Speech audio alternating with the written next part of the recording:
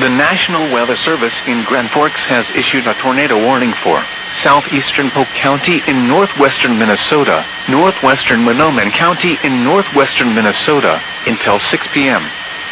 At 5:08 p.m., a severe thunderstorm capable of producing a tornado was located near Winger, or 42 miles south of Thief River Falls, moving east at 20 miles per hour. Hazard: tornado and ping-pong ball size hail. Source: radar indicated rotation. Impact: flying debris will be dangerous to those caught without shelter. Mobile homes will be damaged or destroyed. Damage to roofs, windows, and vehicles will occur. Tree damage is likely.